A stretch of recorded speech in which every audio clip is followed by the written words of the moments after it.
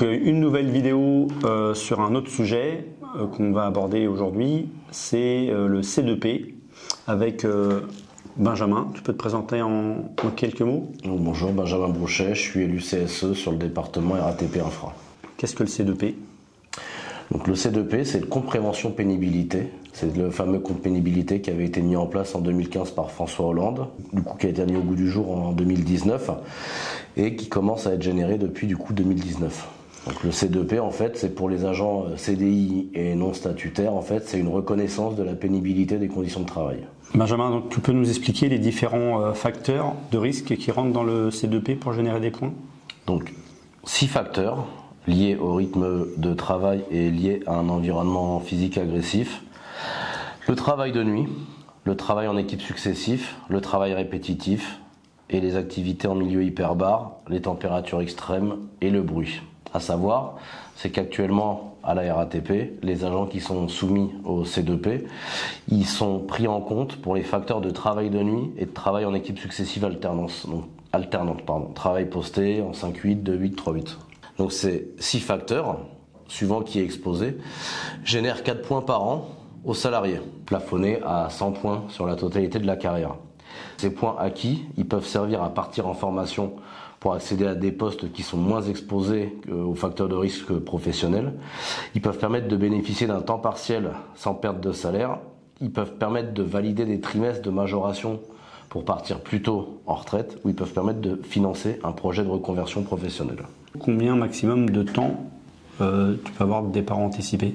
Alors, à savoir, c'est que les 20 premiers points sont réservés à la formation professionnelle.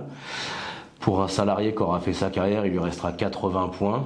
Un trimestre est généré par 10 points. Ces 80 points génèrent 8 trimestres, soit 2 ans, la possibilité de partir 2 ans plus tôt.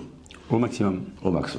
Est-ce que tu peux nous dire combien d'argent au jour d'aujourd'hui sont touchés? Donc on est sur un nombre qui va croître, mais il y a un point qui a été fait en 2022 au sein de la régie, et en 2022 en fait le travail de nuit représentait environ 140 agents, et le travail en équipe successive il en représentait environ 40, tout département confondu. D'accord. Donc c'est les copains en CDI qui ne sont pas sous statut et qui du coup génèrent des points pour le C2P. C'est ça. Donc en fait par rapport au C2P, ce qu'on invite nous pour le coup les agents à faire, c'est de se rendre sur leur compte professionnel de prévention.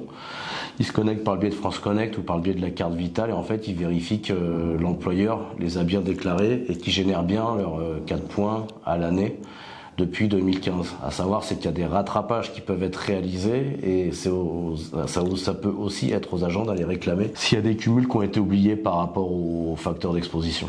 Tu l'as dit, hein, il y a une compensation donc, qui est faite par le C2P pour les copains en CDI. Au niveau de la CGT, on travaille à des alternatives parce qu'au-delà de compenser des pénibilités, pour nous, on doit s'extraire justement de ces pénibilités et le départ anticipé est la meilleure des solutions. Et on travaille justement sur un protocole alternatif pour, entre autres, toucher tous les copains qui sont rentrés après 2009, qui touchent pas forcément les bonifications liées à la pénibilité de notre boulot, du 3-8, du travail de nuit, de tout ce que tu nous as expliqué tout au cours de cette vidéo. J'espère que ça a permis aux copains d'avoir un peu une vision et une sensibilisation sur le C2P. N'hésitez pas à nous solliciter pour la moindre question et on essaiera de vous répondre. Merci à toi Benjamin. Merci de l'ensemble de ces explications et merci à vous.